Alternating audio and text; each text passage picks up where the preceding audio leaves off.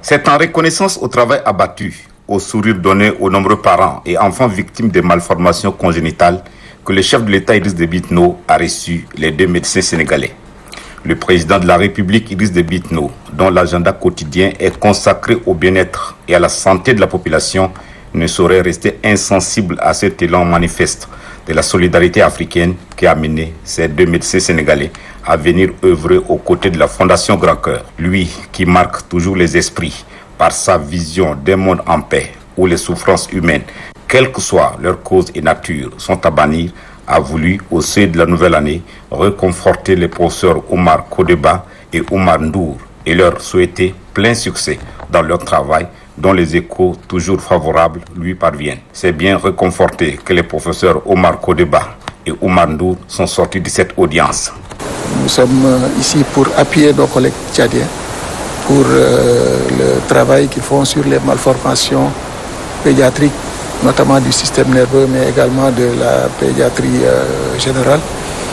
Et c'est pour cela que le président de la République a bien voulu nous recevoir et nous le remercions pour cela. Il a également exprimé quelques souhaits sur la formation, la pérennisation également de cette activité. Et nous essaierons de tout faire pour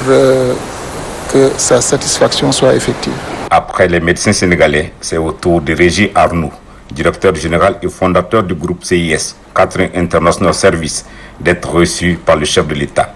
Ce groupe qui opère depuis plus d'une dizaine d'années au Tchad, dans les bases vies des sites pétroliers par l'offre de services de restauration, d'hébergement, de nettoyage, de buanderie et bien d'autres, est témoin des efforts de développement tous azimuts du pays avec l'exploitation de l'or noir. Du chemin déjà parcouru, mais aussi les perspectives de développement des activités du CIS au Tchad ont constitué l'essentiel des échanges entre le chef de l'État Idriss Déby Itno et Régis Arnoux. J'ai indiqué au président que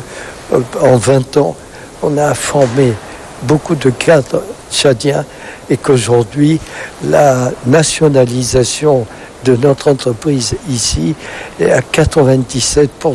tchadienne et que ça se passe très très bien. Et en parallèle, on assiste,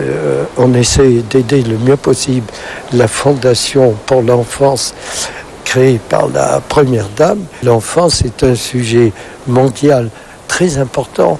et je crois que c'est unique en Afrique qu'il y ait une telle prise en considération au plus haut niveau de l'enfance. À entendre Régis Arnoux, son groupe qui partage avec le couple présidentiel les valeurs du bien-être de la population s'implique aussi dans le développement socio-économique dans sa zone d'opération, notamment par la formation de la population.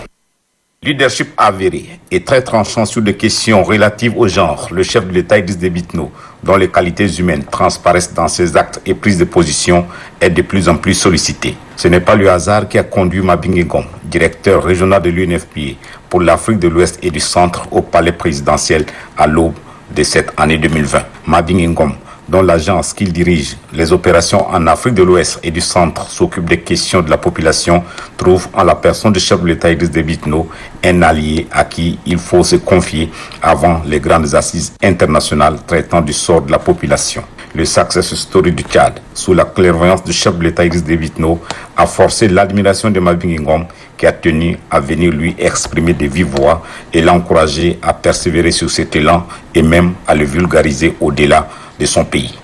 L'agenda international en matière de politique de la population a aussi occupé une large place dans les échanges qu'il a eus avec le chef de l'État. Nous venons d'être reçus par Monsieur le Président de la République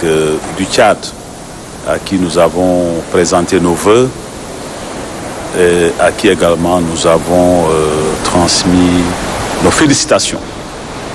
pour les progrès importants accomplis ici au Tchad. Mais nous avons également félicité Monsieur le Président, qui est, comme vous le savez, un peu le champion de l'Union africaine en ce qui concerne l'investissement dans les jeunes et la capture du dividende démographique. Un chantier qui, grâce au leadership du président Idriss Déby, est devenu non seulement extrêmement important sur l'agenda continental, mais sur l'agenda global. Et je crois que nous avons connu des progrès importants ces dernières années, grâce à son action, grâce à son leadership, grâce à son engagement. Mais nous avons également félicité M. le Président pour quelque chose d'exceptionnel qu'il fait et qui est unique à travers le monde, qui est un peu cette réunion mensuelle qu'il préside chaque mois, le 24, pour s'occuper un peu de la protection de la mère et de l'enfant, ce qui est au cœur du mandat du Fonds des Nations Unies pour la population et qui est également un objectif extrêmement important. Nous avons également évoqué de progrès excellents qui se fait au niveau du projet d'autonomisation des femmes et de capture du dividende démographique au Sahel. Donc un souhait projet pour lequel